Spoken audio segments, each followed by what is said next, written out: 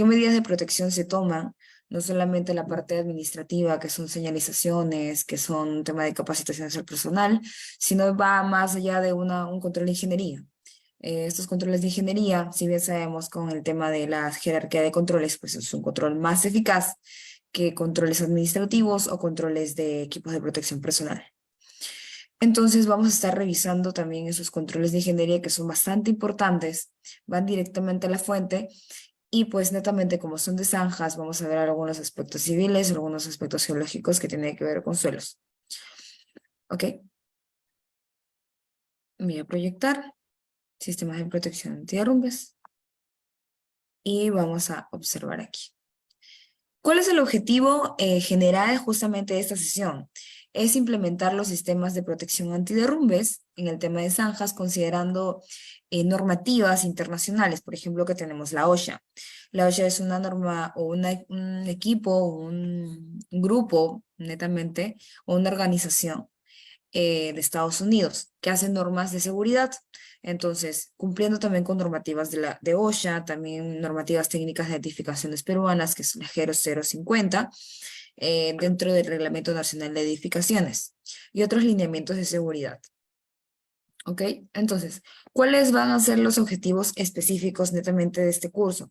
Ver cómo es el proceso también excavación y en la implementación de esos sistemas. Vamos a ver alguna,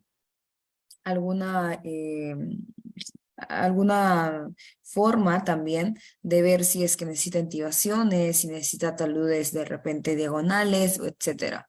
Entonces vamos a ver de repente de esta forma cómo es el proceso del sistema, ¿no? Entonces, cómo podemos implementarlo. También vamos a determinar los tipos de suelo. Por ejemplo, hemos oído de repente en los aspectos civiles, suelo arcilloso, suelo arenoso, suelo granular, suelos tipo A, B, C, pero ¿a qué se refiere estos tipos de suelo? Entonces acá lo vamos a revisar un poco más a detalle. También acerca del estudio de mecánica de suelos, revisar un poco de qué nos menciona la OSHA o qué nos menciona la normativa técnica de edificaciones, la G050, y también pues ver algunos aspectos de cuáles sistemas implementamos para justamente prevenir algún tema de derrumbe, ¿no? También aspectos de señalización y también aspectos de ergonomía, que también se tienen que tener en cuenta en esas actividades de zanjas. Entonces vamos a llevar la sesión en 4 unidades. La primera unidad vamos a ver la parte introductoria, la segunda acerca de la identificación de los suelos y en la parte tercera el sistema de protección antiderrumbes, que según el tipo de suelo que yo sistema voy a estar usando. La unidad 4, la planificación y la organización. Entonces vamos a llevar estos primeros temas y proyecto, ¿no? La parte introductoria. ¿Qué podemos observar en estas imágenes? Por ejemplo, en la primera. En la primera vemos alguna excavación o alguna zanja, pero que se tiene como que algún sistema regular o un sistema o poco eficiente en realidad, porque igual vemos que se está desmoronando en una parte, ¿verdad? Entonces estos sistemas de zanja, sistemas de protección antiderrumbe, tienen que servir tanto, el nivel de protección tiene que ser total, no parcial, ¿no? Entonces, por ejemplo, en esta imagen observamos que es de manera parcial. En algún lado de la excavación o de la zanja se está desmoronando. Entonces no es una medida completa. En esta segunda parte vemos que se está instalando un sistema de entibamiento. Vemos unos sistemas de entibamiento que se están colocando, pero en un lado también se está tipo desmoronando.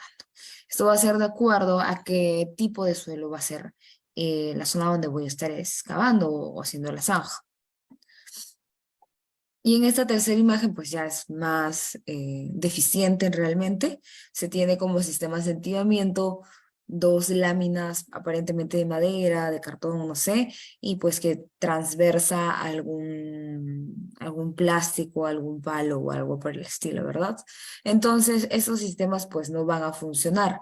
Entonces, se tiene que hacer de manera adecuada, no solamente por un sistema o por un nivel de ingeniería o algo civil, sino también por el tema de que las personas, entonces, porque se ejecutan trabajos dentro de estas zanjas, se tiene que colocar tuberías de agua, de accidentalidad, etcétera, lo que se está haciendo en la obra civil, y pues esto puede ser un riesgo fatal para las personas. Entonces se ha visto también noticias acerca de estos problemas, ¿no? Donde realizan zanjas y pues lamentablemente hay personas trabajando dentro de estas zanjas que no están bien intibadas o no tienen un sistema antiderrumbes adecuado y lamentablemente pues pierden la vida.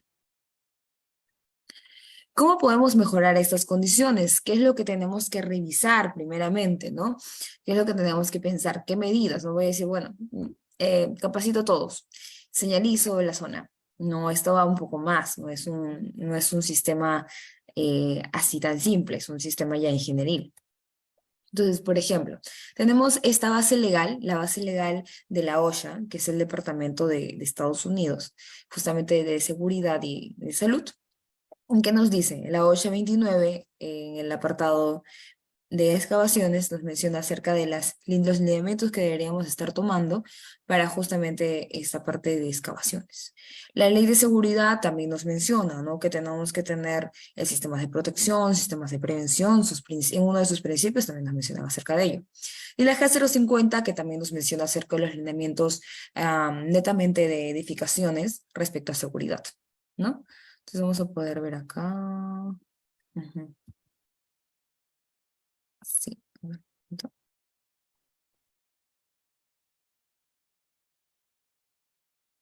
no sé.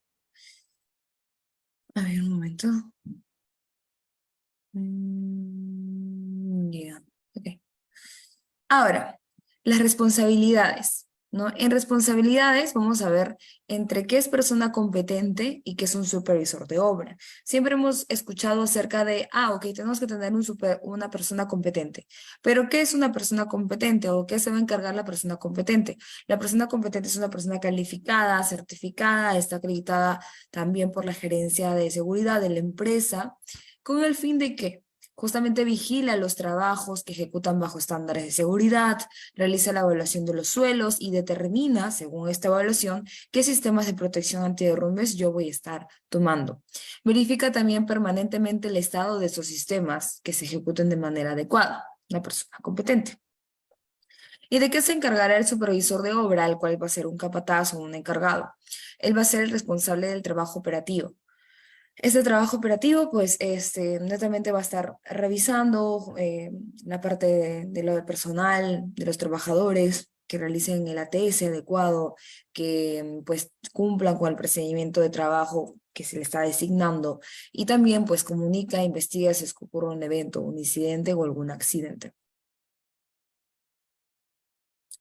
Ahora, ¿cuáles son los requisitos para el proyecto de excavación? El primer punto que nosotros deberíamos revisar en un proyecto de excavación es revisar la mecánica de suelos. Ahora, ¿qué me se refiere o a qué significa esto del término de mecánica de suelos? Es una realización de una serie de muestreos. Se realizan muestras al suelo para el cual voy a revisar cuál es el tipo de suelo, qué es lo que amerita justamente las características mecánicas del suelo. Y para revisar también cuál sería la aptitud o cómo se va a comportar este suelo durante mi excavación. ¿Y de qué trata justamente estos tipos de ensayo o estos mecánica de suelos? ¿No? ¿De qué trata este estudio? Por ejemplo, se va a dividir en estas partes. Por ejemplo, tenemos ensayos de identificación, tenemos ensayos de cambio de volumen, tenemos ensayos de estado, ensayos de permeabilidad y ensayos de resistencia. Cada ensayo va a ser importante para yo poder determinar de manera final, como un informe final, cuál va a ser el tipo de suelo que voy a tener. Por ejemplo, en los ensayos de identificación vamos a ver tantos aspectos físicos como químicos. En el tema de físico, ¿cómo va a ser el grano de este suelo, la granulometría, la plasticidad? Y en el químico, el contenido químico de productos químicos que conforman este suelo. En los ensayos de cambio de volumen vamos a revisar cómo se va a expandir, cómo se va a comportar a un tema de colapso. Ensayos de estado vamos a ver acerca de si es húmedo, cuál es el peso específico del suelo. Y en ensayos de permeabilidad vamos a revisar qué tanto o qué tan permeable va a ser o resistente al tema del agua, ¿no? Y el tema de resistencia, la comprensión simple, como si realizamos un corte, qué tanto va a resistir, por eso es bastante importante por el tema de la excavación, ¿verdad?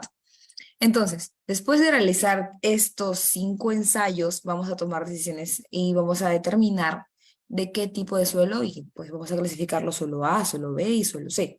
De acuerdo a ello, tomamos el sistema de protección antiderrumbes adecuado.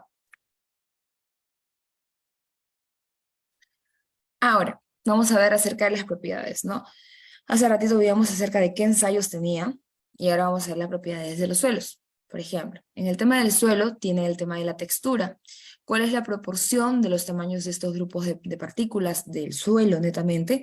Va a ser arenoso, va a ser arcilloso, es un suelo franco, y la estructura también.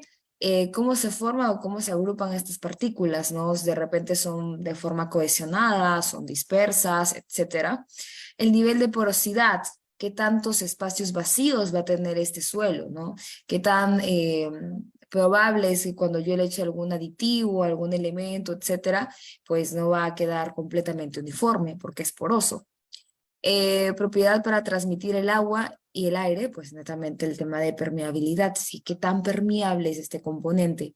Algo rescatable que hay que ver el tema de la textura, ¿no? El tema de la textura vamos a determinar si es arenoso, arcilloso y franco. El tema de la arenosidad y arcillosidad, pues, y revisar cuáles van a ser los sistemas de protección. Y ahorita más adelante vamos a revisar cuándo yo puedo determinar de manera, no con ensayos, sino de manera física o de manera manual, cómo va a ser arenoso o cómo va a ser arcilloso. Ok, y características justamente del entorno. Por ejemplo, cuando realizamos una excavación, no solamente tenemos que hacer el tema de algún permiso de obra, sino también qué tenemos que revisar alrededor. Por ejemplo, algunos servicios afectados cuando se realiza este tema de excavaciones. Tenemos que revisar las redes de abastecimiento, de saneamiento, si es que pasan por ahí cercano, de desagüe, etcétera, las redes de suministros eléctricos, revisar si de repente estamos excavando en una zona eléctrica, es sumamente riesgoso. Hay que revisar bastante bien ello, pedir a la municipalidad acerca de los planos netamente de esas redes, ¿no? Tanto eléctrica, saneamiento, el tema del gas, últimamente pues que se ha revisado empresas que también hacen estos suministros de gases, hacen roturas en los suelos, etcétera, también preguntar, porque imaginemos, si hacemos un tipo de excavaciones y al final cortamos con una red de gas sumamente peligrosa y también una red eléctrica potencialmente peligrosa. Entonces hay que revisar muy bien ello, pedir la información antes de programarnos o ejecutar este tema de excavaciones. La red de comunicaciones también. Y adicionalmente yo llevaría también o adicionaría ahí unos servicios del Ministerio de Cultura. El Ministerio de Cultura también influye mucho aquí también porque de repente es una zona patrimonial, es una zona de repente con alguna cultura predecesora. Entonces tenemos que ver también ello.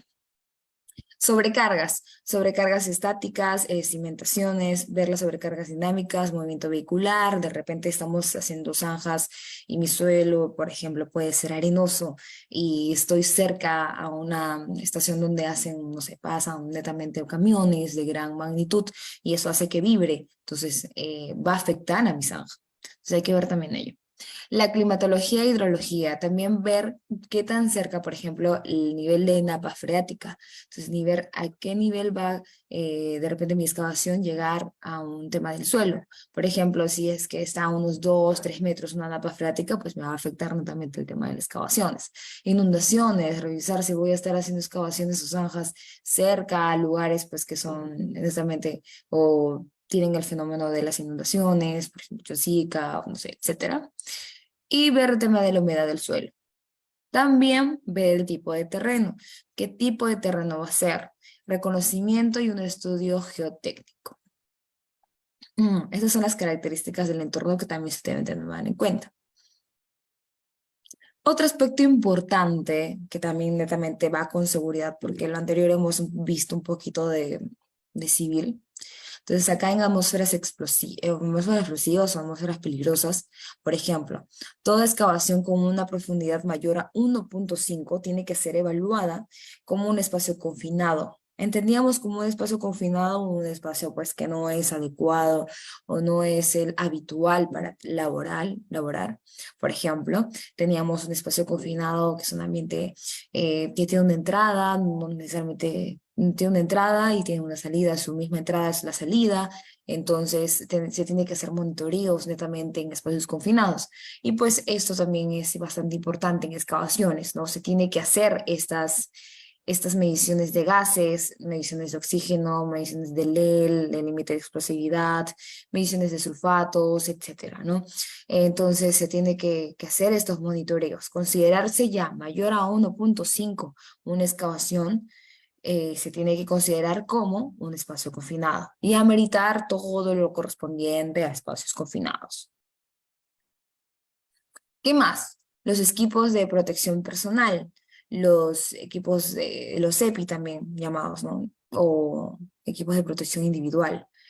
Los zapatos de seguridad, los lentes de seguridad, el casco, los tapones o ya sea orejeras, la ropa de protección adecuada, un aspecto de chalecos reflectivos, los guantes y la mascarilla por el tema de cuando se hace sistema de excavaciones, pues se da con el tema de los polvos, con el tema de los granos, la harina, etcétera. Entonces tiene que tener todos estos equipos de protección personal durante la ejecución de las actividades. Entonces, ¿qué también debemos de tomar en cuenta? Por ejemplo, ¿qué documentos se requieren? Eso vamos a un aspecto ya más administrativo, ¿no? ¿Qué documentos se requieren? Por ejemplo, el ATS y el permiso de trabajo de excavación. Entonces, como tenemos permiso de trabajo para altura, permiso de trabajo para energías peligrosas, para energía eléctrica, para zanjas, para espacios confinados, etcétera, también hay uno para excavación. Entonces, esto va ligado mucho, siempre un permiso de trabajo viene acompañado de ¿qué? De un ATS. El ATS se realiza o es un análisis de trabajo seguro. Este documento se realiza antes de ejecutar cualquier actividad, igual forma el permiso de trabajo. El análisis de trabajo seguro nos permite revisar paso por paso qué actividad yo voy a estar realizando y qué medida de control voy a estar tomando. Además, que en esta ATS se van a incluir las personas que van a estar laborando en esta actividad. Entonces se tiene que colocar en un lugar visible, las personas también tienen que saber, se tiene que difundir. Normalmente esta ATS lo realizan las personas o los trabajadores, no es que se le designa al PDR y netamente él hace o el prevencionista de riesgos, él realiza el ATS. No, se tiene que hacer en manera conjunta con tal que pues cuando se hace una inspección inopinada, por ejemplo, se pregunta a tal trabajador Pepito, dime qué actividad vas a hacer y esa actividad que él me menciona tiene que estar contemplada en esta TS y también consultarle acerca de la medida de control que realiza ante esta actividad. Entonces ahí verificamos netamente si es que el ATS ha sido difundido o no ha sido difundido. ¿Ok? También, ¿qué realizamos? El permiso de trabajo de excavación. Este permiso va a ser, como mencionaba, también para los trabajos controlados o los trabajos críticos. Por ejemplo, son necesarios para actividades en construcción, cuando, por ejemplo, las excavaciones son profundas, mayor a 1.5.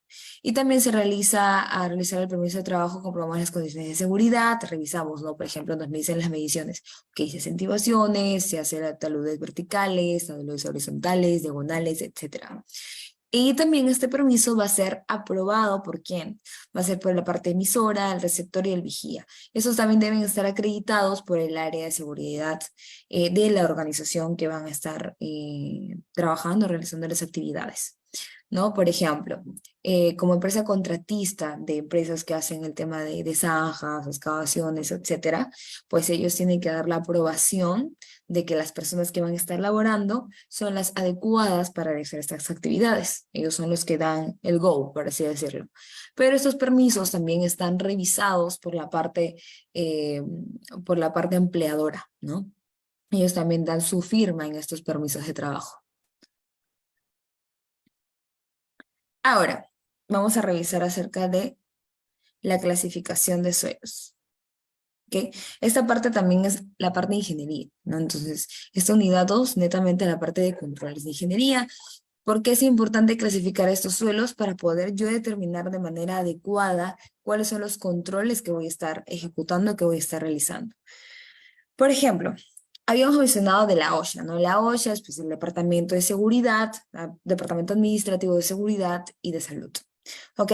Entonces, ¿qué nos menciona la OSHA? ¿Cómo voy a clasificar yo los suelos? Voy a clasificarlo de acuerdo a si es una roca estable, si es, por ejemplo, tipo A, tipo B, tipo C, en este caso, ¿no?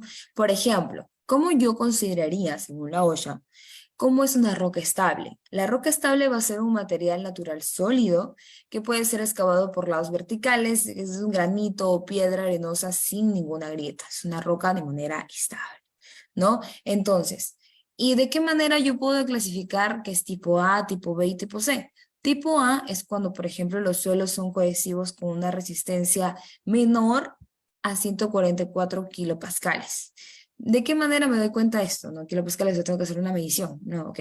Hay que ver si es que de repente el tipo de suelo, por ejemplo, es arcilloso. Si vemos que es arcilloso de manera limosa, magra o suelos calizos, pues vemos, no, de manera arcillosa, ok, es un tipo A. ¿Y qué pasa cuando son tipo B? Estos tipo B van a tener qué resistencia de 43 kilopascales a 144 kilopascales. Si se dan cuenta, ya va como disminuyendo, ¿no? Ese tema de resistencia ya no va a ser tan resistente este tipo C. Entonces, ¿de qué manera me voy a dar cuenta? De repente estos suelos van a ser granulares, no van a ser cohesivos, tienen son como que limos arenosos, tipo arenilla, ¿no? Entonces, ¿de qué manera me doy cuenta si es un tipo C? Si es un tipo C, voy a ver que son suelos cohesivos con resistencia mucho menor a 48 kilopascales. Entonces, estos suelos van a ser netamente como grava. Es una arena arcillosa, suelos sumergidos o donde se filtren libremente, son rocas sumergidas inestables. Entonces, por ejemplo, es de manera muy fácil que de repente yo me topo con este tipo de suelo y se desmorona rápidamente, etcétera. Entonces voy a tener estos tipos de suelo, ¿no? Una roca estable es algo, un granito que pues puede ser excavado por todos lados. Tenemos el tipo A, que es de manera arcilla, una arcilla, pero su nivel de resistencia es mayor. El tipo B ya va disminuyendo su nivel de resistencia, son netamente suelos arenosos. Y el tipo C, pues son suelos granulares como grava, arena arcillosa. Son rocas sumergidas y pues son menos resistentes, ¿no? Entonces vamos desde los más resistentes hasta los menos resistentes. Donde el tipo A es resistente, tipo B es medianamente resistente y el tipo C pues es completamente inestable. Ahora, ¿de qué manera puedo ver las pruebas visuales, no? Los factores que se consideran son el tamaño de las partículas, cómo yo me doy cuenta de manera de una prueba in situ, ¿no? Cómo me doy cuenta que mi estudio me dice, no, esta es una arena tipo A, ok, pero cómo yo me puedo verificar, cómo puedo dar fehacientemente de que esto sea verdad, ¿no? Entonces, de manera de pruebas visuales. Entonces, reviso el tamaño de las partículas del suelo, el tamaño del grano, entonces lo reviso de manera física. Y también ver si el suelo no se desmorona. Por ejemplo, suelos que no se desmoronan al excavarse son suelos tipo A. Veíamos que tenía de 144 kilopascales. Era una resistencia de suelo, ¿verdad? Netamente arcillosos. ¿Y qué pasa cuando tiene grietas con excavación y se desmorona parcialmente? Son tipo B y tipo C. Y cuando tienen alguna presencia de agua en la excavación, son suelos de tipo C. Suelos tipo de relleno o análisis específico, ¿no? Y ahí vamos a ver, por ejemplo, el tamaño de grano. Si el tamaño de grano es, por ejemplo, mayor a 2 milímetros, es una grava. Si el tamaño de grano es menor a estos 2 milímetros, es una arena. Y si es que el tamaño de grano es menor a 2 milímetros, no perceptible a la vista, por ejemplo, son arcillosos o limos. Y ahí veíamos, ¿no? Por ejemplo, hay pruebas manuales, no solamente con tipos de ensayos, estudio de mecánica de suelos, sino también hay unas pruebas que también son manuales. Por ejemplo, ¿qué pruebas manuales tenemos? La resistencia seca, la prueba de plasticidad con un chorrillo y la prueba de plasticidad con un método de cinta. ¿De qué manera yo puedo revisar manualmente o físicamente esta resistencia seca? Por ejemplo, el suelo seco que se desmorona solo va a ser un suelo arenoso. El suelo seco que se fracciona por terrones o parcialmente va a ser un suelo arcilloso con un porcentaje de grava, arenas y limo. Y el suelo que no se desmorona salvo ejerciendo cierta fuerza sobre él van a ser sin fisuras. Entonces ahí tenemos la resistencia seca que también se tiene, ¿no? Las pruebas de plasticidad, por ejemplo, tipo churrillo, nos menciona que tenemos que fabricar unos bastoncillos netamente de 3 milímetros de diámetro y 50 de largo, de alto. Entonces, si no hay algún tema de rotura, es que el suelo va a ser cohesivo y se puede hacer excavaciones, ¿no? De repente fácilmente es un suelo de tipo A. Y las pruebas de plasticidad, un método de cinta, pues se hace también estos bastoncillos de 1,9 centímetros o 2 centímetros y aplastar sobre el dedo índice y pulgar hasta quedar un grosor. Si no hay rotura, también vamos a verificar que es un suelo cohesivo, por el cual va a ser de repente clasificado como un tipo de suelo A. Y las pruebas de presentación, eso también de manera manual. Por ejemplo, obtenemos o nos colocamos nuestra mano y sacamos un poco de la tierra o del material excavado y presionamos con el dedo. Entonces, al momento de realizar esta, o es una prueba manual, ¿no? Al momento de ver que nuestro dedo de repente se penetra con mucho esfuerzo, o sea, queremos aplastarlo y tiene que ser con bastante fuerza ejercida, va a ser un suelo de tipo A. Pero si el dedo se penetra hasta alguna altura de la uña y con dificultad moderada para que yo pueda presionarlo, va a ser un tipo de B. ¿Esto por qué? Por el tema de la resistencia que va a tener el suelo. Y pues si es que se penetra con mayor facilidad y se hunde netamente nuestro dedo, va a ser un suelo de tipo C. Ahora, ¿qué componentes también yo puedo usar o qué materiales, aparatos mecánicos, para verificar el tema de la resistencia también, ¿no? O la parte de penetración. Por ejemplo, se tiene que un penetrómetro de bolsillo o portátil. Este se utiliza para revisar o determinar la resistencia de la penetración a las capas y pues se muestras en los campos y el rango de medición es 0,5 megapascales, ¿no? Ahí vemos el equipo que se usa netamente en los suelos, en el tema de la excavación, y pues vemos de qué está compuesto, ¿no? Este componente o este aparato. La operación del equipo y la interpretación de los resultados se encuentra en el manual y pues en el manual netamente del equipo. Ujú. Pero ya vemos a ver qué aparatos se necesitan, ¿no? Para revisar netamente el tema de la resistencia de ese suelo. Vamos a tener un penetrómetro de bolsillo de manera portátil, ¿no? Entonces, para hacer un breve resumen de la unidad uno y la unidad 2 acerca de por qué era importante, o veíamos imágenes hace un momento de qué tipos de excavación se realizaban, ¿no? Veíamos en las imágenes al inicio que intibaciones que no tenían algún sistema adecuado, veíamos que estaban parcialmente, y qué medidas de control deberíamos tomar, cuál es la normativa o la base legal que se ejecuta en estos sistemas de protección antiderrumbes. Por ejemplo, el tema de la OSHA, veíamos que OSHA era un departamento de Estados Unidos en seguridad y salud. Veíamos que también daríamos un cumplimiento de ley 29783, y también la G050, que es netamente del Reglamento Nacional de Edificaciones, un apartado de seguridad. ¿Ok? Y veíamos también acerca de los tipos de suelo, ¿no? El estudio de mecánica de suelos, porque es importante la parte del ensayo, ¿qué determinamos en este ensayo? La parte de la humedad, la parte del tipo de densidad también del suelo, veíamos la parte de si era arenoso, si era arcilloso, etcétera, ¿no? Entonces, revisamos la parte de permeabilidad, por ejemplo, la parte física, si es granular, o etcétera. Y de ello, junto con estos ensayos, de acuerdo a ello, revisábamos qué tipo, ¿ya? ¿No? Entonces ahí clasificábamos tipo A, tipo B y tipo C. En el tipo A, el suelo de tipo A va a ser mayor resistente, 144 kilopascales, la resistencia de este suelo, por lo cual va a ser determinado como un suelo que pues va a ser netamente estable, ¿no? Se puede realizar excavaciones, etcétera. Entonces, en el suelo tipo B y en el tipo C ya son excavaciones, pues, o suelos netamente, que pues no son netamente resistentes, donde el B es una resistencia media y donde el C ya no es una resistencia adecuada, es de manera inestable y tiene alguna presencia de agua. ¿De qué manera yo también me puedo dar cuenta si es un suelo tipo A, tipo B y tipo C? Por ejemplo, en el tema del tipo A es de manera arcilla, o sea, tipo un suelo con arcilla. En el tipo B vemos como es un suelo arenoso. Y el tipo C pues ya tiene presencia de agua y es una arena arcillosa, por así decirlo. Entonces, ¿y cómo me voy a dar cuenta también de manera fehaciente, no solamente con un ensayo, con pruebas también manuales o físicas, netamente con resistencia, lo revisamos si es que de repente se hunde en nuestro dedo, qué tan difícil es que se hunda este material, etcétera, y de acuerdo a ello determinamos también si es que tiene una resistencia o si es un suelo A, un suelo B y un suelo C. Adicionalmente, cuando hacemos una excavación, ¿qué debemos determinar? ¿Qué debemos de verificar antes de planificar esta excavación? Verificar si ya pasan algunos sistemas de electricidad, sistemas de saneamiento, sistemas de telecomunicaciones, sistemas de gas, también bastante importante pedir los planos antes de realizar alguna excavación.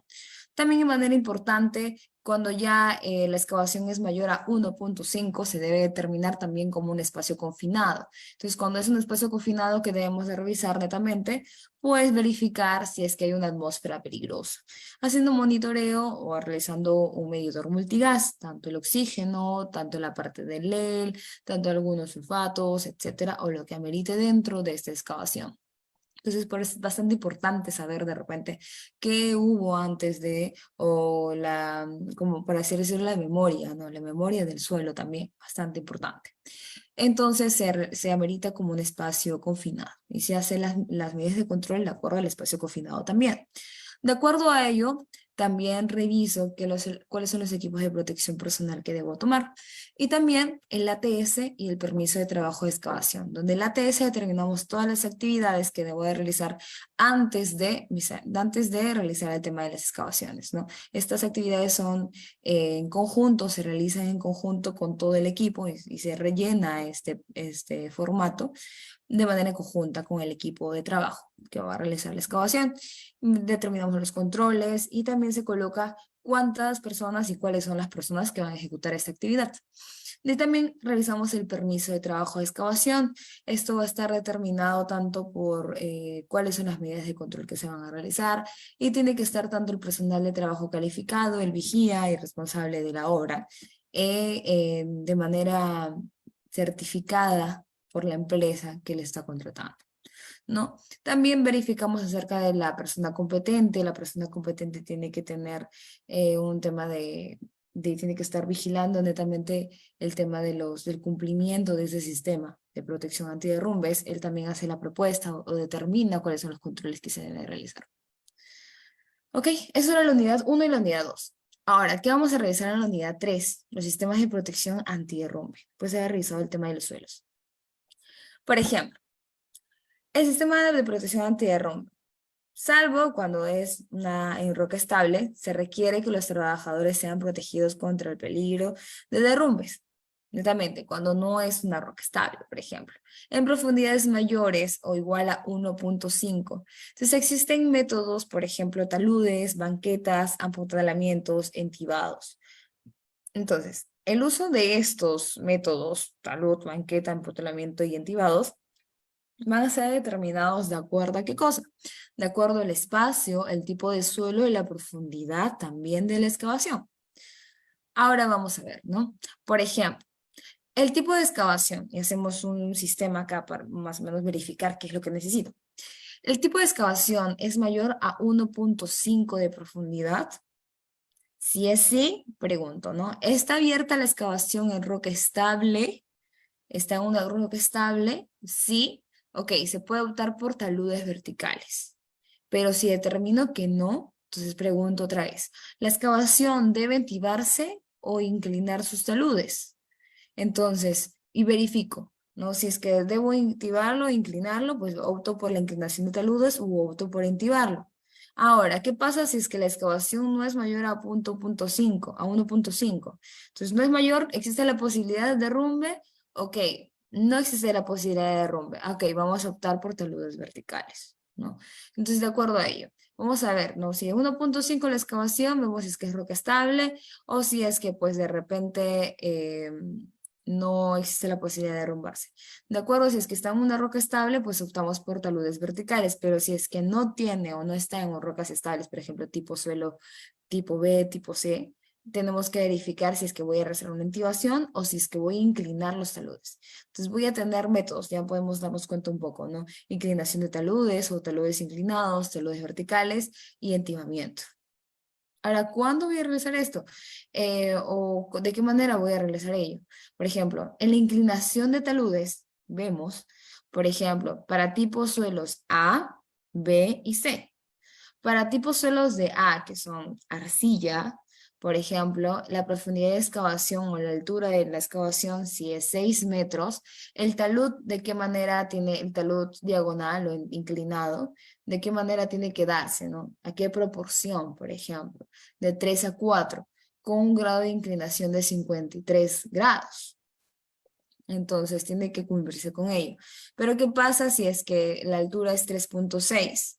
Entonces tengo que hacer que mi grado de inclinación o la proporción tiene que ser de 1 a 2, con un grado de 63 grados. Eso es para tipo A. Pero ¿qué pasa si tengo un suelo de tipo B, el cual son arenosos, suelos granulares con cohesión? Entonces, por ejemplo, si tengo una altura de 6 metros como máximo, el talud o la proporción de talud tiene que ser de 1 y la de 1 a 1 y el grado tiene que ser de 45 grados. Ahora, ¿qué pasa si tengo suelos de tipo C, que son pues suelos sin cohesión inestables, tienen arcillas blandas o presencia de agua, etcétera, y la profundidad es de 6 metros? Este grado de inclinación tiene que ser de 34 grados. ¿Esto de acuerdo a qué? No es que se nos haya ocurrido, no es que se haya designado de manera empírica. Eso también nos menciona la OSHA, que es el Departamento de Administración de Seguridad y Salud, junto con la norma G050. Entonces ahí vemos de acuerdo a cuándo voy a estar realizando taludes inclinados. ¿Qué más? En el tema de tipo A, veíamos, ¿no? La proporción de 3 a 4. Y de acuerdo a la altura de 6 metros y la otra altura de 3,6, ¿verdad? Entonces veíamos cómo va a ser la proporción, el grado también que se debe de tomar. Entonces, por ejemplo, para el tema de inclinación de taludes, veíamos también que podemos realizar un tema de banqueta múltiples. Vemos en la imagen casi última, en la mano derecha, un tema de banquetas, ¿no? De qué manera también, otra forma que se pueda realizar. Para el tipo B, también, ¿no? Revisamos de qué manera se está dando de 3 a 4, 1,5, o 1 a 2, de 1,5 a 1. Y según el tipo de suelo C, también, ¿no? De 1 a 1,5 a 1, y un sistema de intibado, por ejemplo, ¿no? Por ejemplo, en el tipo A, en el suelo tipo A, hacemos una inclinación de taludes, pero ahí verificamos que también se puede hacer una banqueta múltiple. Podemos hacer la posibilidad de realizar una banqueta múltiple. Pero en el tipo C vemos que necesitamos un sistema de entibamiento. Y estamos observando eso, ¿no? Solamente para suelos cohesivos. Y ahí verificamos de qué tipo podemos realizar. Inclinación de taludes también según un suelo estratificado, ¿no? De 1 a 1, de 3 a 4, suelo tipo A, suelo tipo B, el B, el C, y de acuerdo al sistema de inclinación de taludes, ¿no? Vemos ahí el tema de la inclinación y de acuerdo a los grados. ¿Qué consideraciones de seguridad debemos de tomar, por ejemplo, en estos sistemas de taludes? Si el talud es un suelo gravoso o roca fracturada, el tipo de material que sea susceptible a un desprendimiento debe considerarse la colocación de mallas de protección. Se deben proteger las paredes del talud de la pérdida de humedad por altas temperaturas o por el viento, y el acopio de material excavado debe ubicarse a 0,6 metros como mínimo, ¿ok? Entonces, de acuerdo, tenemos que verificar dónde vamos a estar colocando estas zonas de descarte, por ejemplo, material excavado. ¿Por qué? Porque es importante ello, porque también ha habido casos donde ocurren accidentes donde los trabajadores, bueno, el personal con su maquinaria excava y lo coloca a un costado. Entonces, lo coloca a un costado muy cerca y pues sucede que están trabajando o algo por el estilo y todo este material ¡fua! Cae encima de la persona. Pero es bastante importante también tener en cuenta eso. Es un detalle bastante importante. Este material de acopio tiene que estar a 0,6 como mínimo, se puede ser más, donde se va a ubicar, lejos de la parte de excavación. El tránsito de vehículos también debe tener unas distancias de seguridad, no vaya a ser que se caiga dentro de la excavación todo el equipo, etcétera, y pues ocurran fatalidades. Se deberá señalizar los bordes de la excavación también. Y los taludes van a estar protegidos de impactos por golpes de elementos levantados por las grúas o choques de vehículos. ¿Ok? Zona libre de carga. Por ejemplo, acopio incorrecto, veíamos una imagen acá en la parte izquierda, donde lo colocan muy cerca de la parte excavada. Ahora, vemos un ejemplo aplicativo, ¿no? Más o menos para poder acordarnos de qué manera podemos realizar estos taludes inclinados, de qué manera podemos establecer estos ángulos, ¿verdad? Cuando vemos el tema de tipo A, vemos un grado de inclinación, pues parcialmente, ¿no? Un grado de 34, por ejemplo, ¿no? El grado de inclinación, 34. Pero cuando ya son rocas de tipo B, como vemos en la imagen de color blanco, necesito ya una mayor proporción de este ángulo, ¿no? De esta inclinación de los taludes, de 63 grados, por ejemplo. Entonces, cuando es un tipo C, ya el grado de inclinación, por ser un componente y un suelo bastante inestable, el grado de inclinación va a ser mayor. Entonces, hay que verificar, bueno, vemos el ejemplo aplicativo, cuando es menor ángulo es pues el tema de suelo tipo A, un poco medio ángulo o un ángulo regular es suelo tipo B, que es de color blanco, y el suelo tipo C, que es de color naranja, sí amerita ya un ángulo de inclinación mayor. Ujú. Se establecen los ángulos de inclinación para cada tipo de suelo y profundidad de excavaciones. Veíamos otra vez, ¿no? Ahora vemos el tema de las escalonadas o banquetas. Hace ratito veíamos acerca de los taludes, ¿no? Acerca de los taludes inclinados. Ahora vamos a ver acerca de las escalonadas o banquetas. Por ejemplo, en el suelo tipo A, cuando la profundidad es 6 metros máximo, por ejemplo, ¿de qué manera voy a estar colocando mis sistemas de banqueta? Tanto banqueta simple como banqueta múltiple. Por ejemplo, en la banqueta simple, cuando es el suelo de tipo A, se coloca, por ejemplo, de 1.2 como máximo, metros máximos. Entonces, pues está una altura máxima de la banqueta. Y pues, ¿cómo se realiza el talud máximo permitido? Ya lo veíamos hace un momento, ¿no? De 3/4 a 1. Entonces ahí vemos la banqueta de qué tal altura va a ser realizado en los suelos tipo A, de manera simple, una bancada simple, de altura 1.2 metros. Pero ¿cómo yo realizo las bancadas múltiples? Entonces, por ejemplo, de igual forma la altura máxima de las bancadas mostradas van a ser de 1.2 y en algunos casos el principio, en la manera, en la excavación, la primera parte de la excavación pasa a considerar de 1.2 metros de altura como máximo, pero las restantes, las posteriores, banquetas o bancadas, van a ser de 1.5 metros como máximo. Entonces ahí vamos a ver la diferencia, ¿no? La bancada simple va a tener en la parte inicial de este talud inclinado, puede ser una bancada de 1.2 metros de altura como máximo, a diferencia de la bancada múltiple, donde al inicio esta parte inicial va a ser de 1.2 metros como máximo, pero posteriormente las otras bancadas pueden ser de 1.5 como máximo. Igual cumpliendo con estos taludes de inclinación, que es la proporción de 3/4 a 1. Ahora, ¿qué va a pasar con el suelos tipo B? Vemos ahí de igual forma que la inclinación, el ángulo de inclinación es mayor. Va a ser de 1 a 1, va a ser una proporción de 45 grados. Por ejemplo, en la bancada múltiple, según el tipo de suelo B, para alturas igual de 6 metros de profundidad, esta altura va a ser de 1.2 metros como máximo, de igual forma. Entonces ahí vemos la diferencia también con el suelo tipo A de manera múltiple, ¿no? Donde era permitido 1.5 metros de altura como máximo, en cambio en el tipo B de manera múltiple tiene que ser todos de manera proporcional. ¿Por qué? Porque justamente mi ángulo es de manera proporcional, que también es de 45. Ahí veíamos en el tema de la escalonada y en el tema de banqueta, solo para suelos de tipo A y tipo B.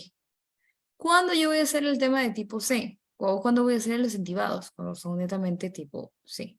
La función principal del sistema de entibado es el sostenimiento lateral de las paredes de la excavación. Está compuesto por paneles y puntuales. ¿Has escuchado eso de las puntales, no? Que deben cumplir requerimientos técnicos. Vemos ahí cómo va a ser la resistencia de estos entibamientos y vamos a ver también cómo se colocan estos entibamientos, porque es importante. Deben emplearse intibaciones de gran resistencia que garanticen la mayor seguridad, incluso en situaciones pues inesperadas o inusuales. Ahora, las tipologías de sistemas de intibados. Los sistemas de intibación mediante sujeción por los extremos. También tenemos la separación de dos pares de paneles que se mantiene mediante travesaños fijados en los bordes. Y tenemos unas intibaciones metálicas, por ejemplo, intibaciones de acero y de cajón. Vemos como si fuera un encofrado, por así decirlo. Y pues esas intibaciones son de manera metálica. Ahora, ¿cuáles son las ventajas? Se hace una facilidad de colocación. Vamos a ver los pasos a pasos de cómo se hace este sistema, cómo se colocan esos entibamientos en las zanjas. Salvaguarda la integridad del trabajador, es una rapidez en la ejecución y avance del proyecto. Es más fácil en realidad de colocar este sistema de entibamientos a diferencia de las banquetas que veíamos hace un momento, ¿verdad? Riesgos a controlar. Tenemos que ver el tema de izaje de materiales pesados, tenemos que ver un manejo de maquinarias para colocar también estos sistemas de entibamiento y una existencia de interferencias también. Es necesaria la capacitación para la colocación y extracción de estos sistemas de entrenamiento de manera segura. Por ejemplo, vemos como un sistema de cajas, el tema metálico, por ejemplo. Estructura metálica compuesta por ángulos enlazados por tubos rectangulares y sujetados mediante soldadura y planchas de triple A o metal con puntuales metálicos, ¿no? Veíamos ahí el tema de la estructura metálica, el segundo punto, las planchas donde se va a colocar el triple A y el tercero, los puntuales, los famosos puntuales metálicos. Entonces, las partes del puntual, ¿qué va a conformar un puntual? Que es el que justamente ejerce la resistencia o la presión a este sistema de entrenamiento. Entonces, por ejemplo, tienen gancho de tope, tienen una rosca de puntual, ambos para regular la medida del puntual también, de acuerdo al tamaño o al ancho de esta zanja. Información importante también que vamos a conocer es la profundidad de la excavación. ¿Cuál es la profundidad de la excavación? El tipo de suelo es un tipo A, B, C. Tiene un nivel freático, la napa freática qué tan cercana está, las derivaciones de acuerdo a los tráficos vehiculares, acerca de empujes debido a edificaciones colindantes, etc. Por ejemplo, a suelos cohesivos no es necesario entibar. Suelos cohesivos nos referimos a, por ejemplo, suelos que son estables o con rocas estables, donde podemos hacer excavaciones por distintos modos. Pero suelos tipo A, B y C deben entibarse. Normas generales en el uso de los entibados. Por ejemplo, el primer punto aplica para trabajos en zanja cuando la profundidad de la zanja sea mayor a 1.5. Contará con mínimo 4 paneles y 4 puntuales. Esto debe ser evaluado por el ingeniero civil o el encargado de la obra. El segundo punto, se deberá considerar los criterios técnicos para el diseño e instalación de los entibados. El número 3, el número de entibados va a depender de las personas que van a realizar la actividad. El número 4, la distancia mínima de un panel debe sobresalir de la zanja es de 10 centímetros como mínimo. Que no tiene que sobresalir el entibado, tiene que estar netamente pues ahí realizado o procesado de acuerdo a la altura que va a ser la zanja. El 5, se prohíbe el uso de puntuales o paneles modificados. No puede estar modificando, lo voy a soldar, no, acá lo voy a modificar el puntual, netamente no.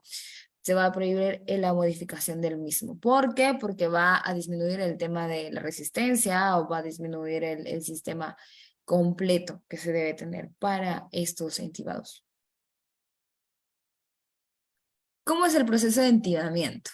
Ahorita vamos a ver los equipos y materiales necesarios importantes para poder ejecutar esta actividad.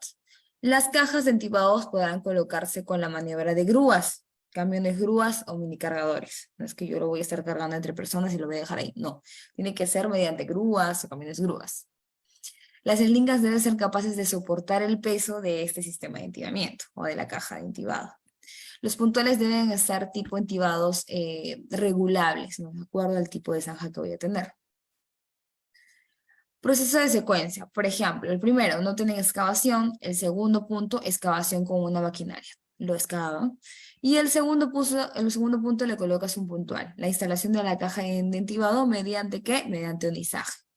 ¿no? Mediante el izaje y colocan al primer puntual. Colocan el primer puntual en la caja de entibado y el segundo paso, el segundo puntual, para que tenga también resistencia, ¿verdad? Entonces, ¿cuáles son los factores o cuáles son también los aspectos administrativos? Cuando hay un tema de excavación con maquinaria, tenemos que señalizar el área de trabajo. Cuando colocamos también el tema del puntual que debemos realizar, tenemos que elaborar una TS también de izaje. ¿Por qué? Porque se va a colocar estas cajas de entibado mediante ¿qué? Mediante izaje. No solamente es que voy a hacer el permiso de trabajo de excavación, sino también tengo que ejecutar el permiso de trabajo de izaje. Y los dos puntuales en cada panel. Se debe colocar esos dos puntuales como mínimo en cada panel. Y se coloca también la colocación de las tuberías, ¿no? Proceso selectivado, todo por maniobra también de izaje. Todos estos sistemas por maniobra de izaje. Colocación de alguna tubería y se coloca el retiro del entibado y se rellena el tema de la zanja. Ya cuando se acaba el proceso de la actividad que querían realizar, en este caso, pues, de una tubería, por ejemplo. Y ahí vemos, ¿no? En la instalación de cajas de entibados. Vemos ahí justamente cómo lo están armando estas cajas, el armado de la caja de entibado y la colocación de las eslingas para que pues un camión, grúa o algún sistema de izaje lo coloque netamente. Y vemos un mini cargador, por ejemplo. Traslado y colocación de las cajas alineado a unas eslingas y lo coloca netamente en la zanja. Lo coloca en la zanja y pues vemos ahí una escalera, ¿verdad? Esta escalera va a ser apoyada firmemente y se tiene que tener una parte sobresalida de 1 metro del borde. Esto netamente, ¿por qué? En todos los sistemas de zanjas se colocan estos sistemas de escaleras o las escaleras. ¿Por qué? Para que nos ayuden a tener un sistema de salida. Y también por un tema de emergencias, de igual forma. La disponibilidad de escalera para ingreso y salida se continúa la actividad de excavación para profundizar. Y se coloca el entibado, y colocan los puntuales, el primer puntual, el segundo puntual. Y también se hace, por ejemplo, el proceso de colocación de la segunda caja de entibados. La persona competente deberá inspeccionar inicialmente el sistema de entibados y aprobar su estado mediante la colocación de tarjetas verdes o algún sistema que maneje. Y desaprobación mediante instalación de tarjetas pues, rojas. Está terminantemente prohibido realizar trabajos en un área con entibados que no pues, se encuentre con un sistema de aprobación visible.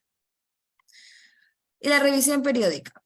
La persona competente debe inspeccionar de manera frecuente estos estados del sistema de entibado y del entorno. Por ejemplo, el aspecto A, comprobar la posición vertical y horizontal de la entibación, que cumple con los criterios de entibación. Comprobar la posición horizontal de los puntuales y la fijación de los paneles. Se encuentran de manera adecuada, todo está de manera regular, está de acuerdo a lo que habíamos establecido. Ok, está bien.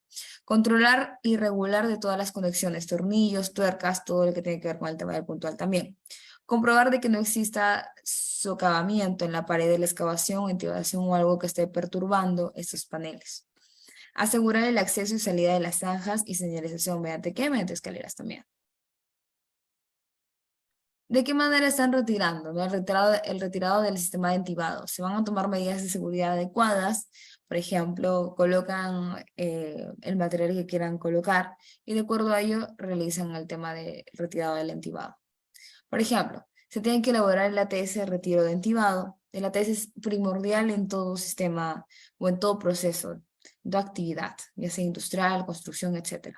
Aflojar los puntuales, con ayuda del equipo retirar la caja de entibado de la misma forma que fueron instalados, o sea, quiere decir mediante un sistema de izaje. Colocar la caja de entibado en la superficie y desmontarlo para su almacenamiento. ¿Cómo va a ser la planificación y la organización, por ejemplo? Las actividades de excavaciones profundas deben contar con un plan de trabajo, el mismo que debe contemplar como mínimo la siguiente información. Tiene que tener un acta de inicio de obras, va a colocar recorridos de áreas para identificar las condiciones presentes, verificado ello se inicia con la obra a cargo de la persona competente. De acuerdo al plan de trabajo que también menciona, la clasificación de tipos de suelo en la zona de excavación. ¿De acuerdo a qué voy a estar hallando esto? De acuerdo a mi informe de mecánica de suelos. El tercer punto, los planes de interferencia, los permisos municipales también que debe contar. El cuarto son los parámetros geotécnicos de suelo para diseños de estructuras de sostenimiento. Y el quinto son informes de sistemas de entibados y cajas, de acuerdo a lo que va a meritar según mi suelo. Veíamos sistemas de banquetas hace un momento en tipo A y tipo B, según los taludes de manera inclinada. Y las condiciones del entorno. Tenemos que identificar, evaluar y definir los controles para las condiciones del entorno. Tenemos que revisar las zonas de trabajo, la distribución de las zonas de trabajo, dónde voy a estar colocando mi acopio de material, dónde va a estar colocado mi camión por mi cargador, etcétera. También tiene que estar lejano a la zona de excavación. Necesidades de señalización y protecciones. Determinar las zonas habilitadas para un paso peatonal también, incluyendo las protecciones. Accesos y salidas de la obra, un tránsito vehicular y peatonal. Hay que establecer estos controles o identificar primero esas condiciones del entorno y de acuerdo a ello colocamos los controles necesarios. En la organización del trabajo, del área de trabajo, tenemos, por ejemplo, el riesgo de que tenemos atropellos a peatones a las inmediaciones de la obra, tenemos caídas y golpes de peatones, tenemos golpe entre vehículos, por ejemplo. Esto de manera, cuando se realizan obras, por ejemplo, afuera y pues que se tiene presencia de personas externas. Medidas de prevención. Tienes que señalizar el área, tienes que instalar las protecciones, un mantenimiento de las señalizaciones, protecciones para el tránsito vehicular. Por ejemplo, en el tema de estos riesgos también tenemos que ver por maquinaria de la obra, por vehículos ajenos a la obra, no solamente es el peatón, sino también maquinarias de obra y vehículos ajenos a la misma, vehículos ajenos a la obra también. De acuerdo a estas medidas de prevención, vemos la selección, la instalación, el mantenimiento y la actualización, y siempre manteniendo un tema de señalizaciones. Ahora, vemos, es necesaria la distinción de dos zonas, tanto la parte de la zona de trabajo como la zona de riesgo. La zona de trabajo va a ser excavación, el movimiento de maquinaria, el acopio de materiales. Y la zona de riesgo son las zonas en las que pueden causar daño a terceros, atropello, caídas, ruidos y materiales particulados. A terceros, ojo, porque lo estamos viendo como una obra, pues una obra pública. También vemos la selección de ubicación de señalizaciones y protecciones. Vemos tanto diurno, ¿no? Tanto diurno y nocturno. También deben contener barandas sólidas, ubicadas entre 0,8 a 1 metros de altura. Cuenten con un apoyo firme y distancias entre ellas no más de 30 metros. Tienen que ubicarse estas señalizaciones no más lejos de 30 metros. Vemos en la imagen, por ejemplo, una obra pública y se colocan ahí sistemas de acceso, ¿no? De paso entre zanjas. Eso tiene que ser de manera también firme, tiene que estar, el material también tiene que ser el adecuado, metálico, etcétera. Interferencias entre otras instalaciones. También tenemos un tema de contacto eléctrico, intoxicaciones con una emanación de gases, inundaciones, contacto con aguas contaminadas y qué medidas de protección debemos de tomar en este caso. Tenemos que conocer, como mencionaba al inicio, ¿no? Tenemos que tener como una memoria de estos suelos, la profundidad y el trazado también. No manipular ninguna instalación y seguir los protocolos establecidos por la parte empleadora.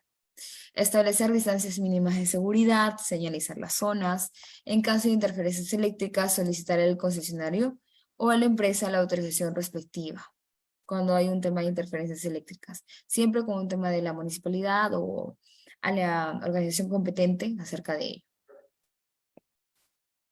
A ver, vamos a ver acá, aquí y vamos a ver acá.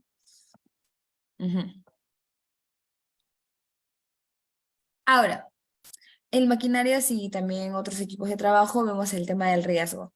Vemos golpes y atropellos. También tenemos un riesgo también en colisiones entre máquinas.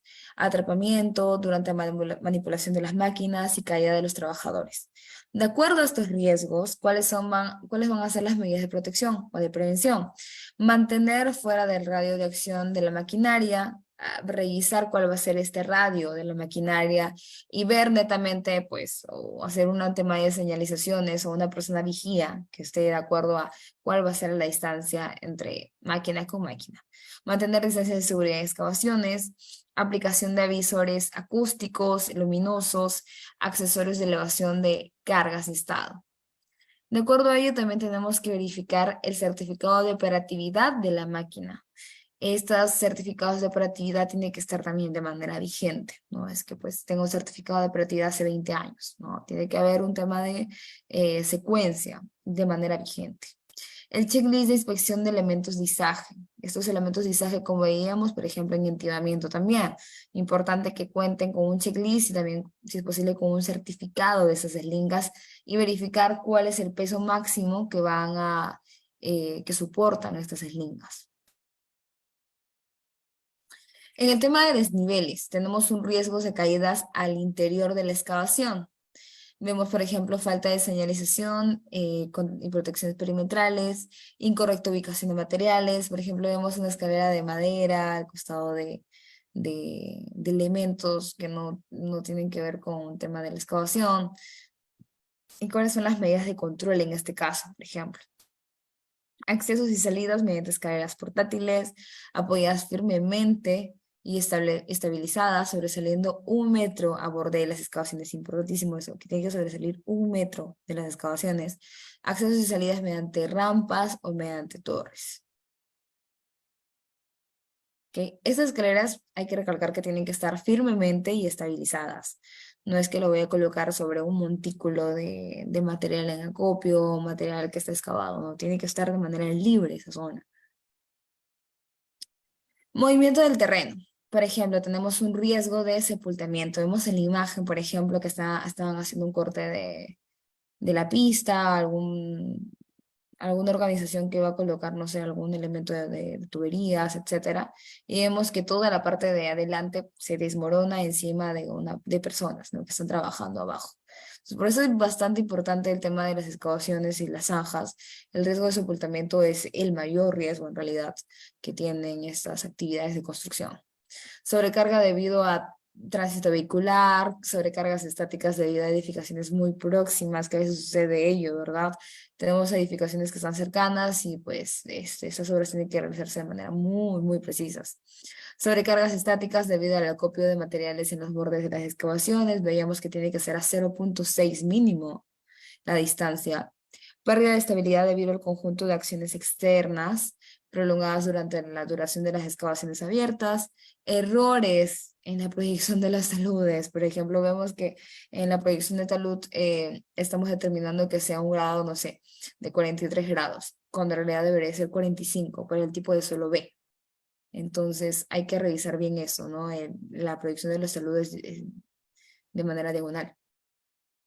Errores en la selección, instalación e inspección del sistema de entibamiento, existencia de socavamiento, por ejemplo. ¿De acuerdo a qué? Al tipo de suelo. De acuerdo a los riesgos de sepultamiento, también vemos las condiciones recogidas en estudios previos podrían variar. Se podría ocasionar roturas en servicios no identificados, por ejemplo, ¿no? También es posible. Ujú. O por ejemplo, como vemos en la imagen, ¿no? De manera parcial. De noviembre a marzo, ok, se hace esta parte de excavación. Y de junio a septiembre se hace la segunda parte de la excavación. Entonces, esto va a ser de acuerdo eh, a la actividad que voy a estar realizando, o como tengo planificado realizar este tema de excavaciones. Ahora, presencia de agua. ¿Debido a qué? De repente el nivel freático, la napa freática cercana, variaciones también de este nivel freático, inundaciones debido a roturas de instalaciones de saneamiento, desagüe, etcétera, que se haya colocado. Entonces, por ejemplo, si tenemos estos riesgos también de presencia de agua y de repente estamos instalando, no sé, tuberías de cable y cables eléctricos energizados, la consecuencia ahí, por ejemplo, sería el tema de la muerte, algo fatal, ¿verdad? ¿Y cuáles son las medidas de prevención que yo debo tomar en este caso? Por ejemplo, no trabajar con agua en el interior de una excavación, eso es evidentemente, reportar de manera inmediata, el uso de sistemas de tracción de agua, tiene que tonar con un tema de motor, un tema de extracción. Distancias mínimas distintas a borde de excavaciones. Importante también ahí añadiría el tema de la memoria, ¿no? Verificar cuáles son los pasos de tuberías que van a estar colocándose por esa zona excavada o en la parte de la zanja. En algunos casos, a veces las municipalidades o distritales, etcétera, no cuentan con cierta información, así que se tiene que hacer de manera muy precisa. El estudio también nos ayuda bastante en determinar qué hubo en estos tipos de suelo. Higiene y ergonomía, por ejemplo, riesgos ergonómicos, tenemos posturas forzadas, movimientos repetitivos, tenemos una manipulación de cargas. Riesgos higiénicos también tenemos el tema del ruido, vibraciones, material particulado, gases. Veíamos al inicio que pues cuando es mayor a 1.5 ya tenemos que considerarlo como un espacio confinado. Tenemos agentes biológicos, saneamiento, mosquitos, etcétera, vectores que también están en las zanjas por ser zonas también húmedas, etcétera. ¿Y cuáles son las medidas preventivas en estos casos? Evaluación de riesgos ergonómicos, tenemos que hacer unas capacitaciones, tenemos una corrección de hábitos de trabajo y tenemos que hacer correcciones de procedimientos de trabajo. Ujú. Toda esta información que hemos estado revisando es de acuerdo a qué referencia estamos tomando, la OSHA 29 CFR, en el apartado de excavaciones, el tema de la ley 29783 y el reglamento de seguridad de salud en el trabajo también. Asimismo, la G050 de acuerdo al Reglamento Nacional de Edificaciones y al Reglamento de Seguridad, que también pues en el 2019 salió, en el sector de construcción, el Decreto Supremo 011-2019. Y también acerca de los permisos de trabajo de excavación que tienen pues determinadas organizaciones. ¿Ok?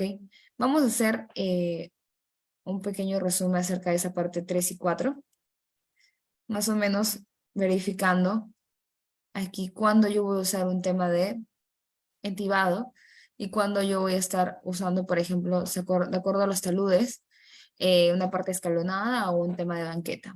Por ejemplo, en el tema de taludes, voy a verificar, por ejemplo, si es que mi talud va a ser de manera diagonal, revisar cuáles van a ser de acuerdo al tipo de suelo. El tipo de suelo A, tipo de suelo B y tipo de suelo C. De acuerdo a ello, cuál es el grado de inclinación de los taludes. Por ejemplo, en el tipo A va a ser de acuerdo a la altura. Si es de 6 metros o de 3.6. Si es de 6 metros, el grado de inclinación va a ser 53 grados. Y si es la altura de 3.6, va a ser de 63. Teniendo en cuenta que el suelo de tipo A son suelos arcillosos y son suelos mucho más estables. Y también cuando son los suelos tipo B, cuando son suelos de manera media en resistencia de 48 a 144 kilopascal de resistencia. Y la altura pues va a ser de 6 metros como máximo. ¿De qué grado va a ser justamente el grado de inclinación del talud? De 45 grados. Y el suelo de tipo C va a ser un grado de inclinación de 34, considerando ello, ¿no? Donde, por ejemplo, el suelo de tipo A, 53, el suelo de tipo B, 45 grados, y el suelo de tipo C, que son el suelo más inestable, es de 34 grados. ¿Y de qué manera yo me voy a dar de manera referencial o cómo me puedo dar cuenta? Mediante este ejemplo aplicativo, ¿no? La parte azul es el suelo de tipo A, en la parte de color blanca, suelo de tipo B, grado de 45 grados, y en la parte, en la imagen de color anaranjada es el suelo de tipo C, de 34 grados. Y de acuerdo a ello vemos si va a ser escalonada o de banqueta. Por ejemplo, en el suelo tipo A se coloca una banqueta simple y una banqueta múltiple. En el suelo de tipo B sí se coloca de manera múltiple estas banquetas. Entonces, por ejemplo, en el suelo de tipo A, si cuando hago una banqueta simple, la altura va a ser de 1.2. Y cuando hago una banqueta múltiple en el suelo tipo A, va a ser al inicio de 1.2 de altura y lo demás va a ser de 1.5 de altura. En el suelo de tipo B, como su grado es de 45 grados, todas estas banquetas o las bancadas van a ser de una altura de 1.2 de manera proporcional, ¿no? Eso es para suelo de tipo A y tipo B, donde se puede usar una escalonada o alguna banqueta. Pero cuando son otro tipo de suelos, por ejemplo el tipo de suelo C, sí o sí tiene que ser un tema de entibado. El tema del entibado es mucho más fácil, es más rápido de realizar, pero que involucra el tema por ejemplo, de riesgos, que tiene que ser un tema de izaje también. Y tenemos que ver la resistencia de estos entibados, tenemos que ver de qué manera va a estar fabricado este entibado de los puntuales, también tiene que ser regulables. Entonces, el entibado va a funcionar para ABC, pero el C nunca va a ser un tema de banqueta o algo por el estilo. Entonces, el tema cuando hay un solo tipo C, se tiene que hacer un entibado. ¿Ok?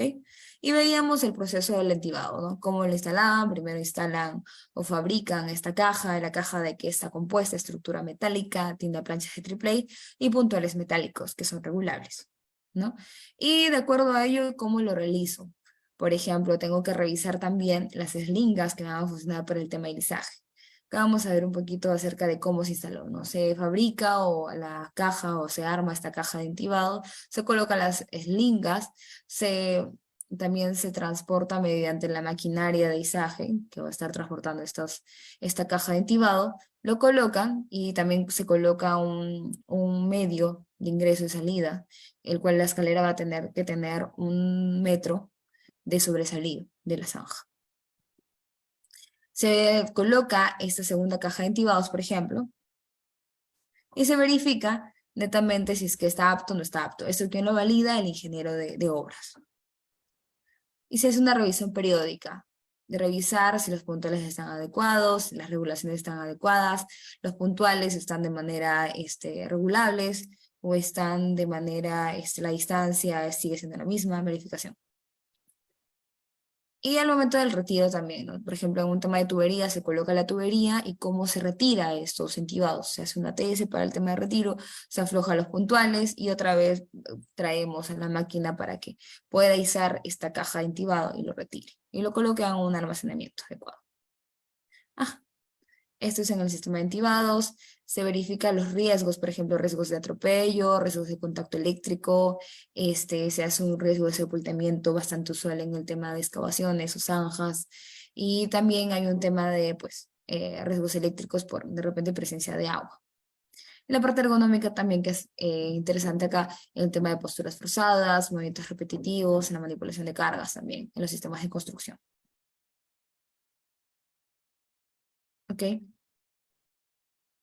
Ok.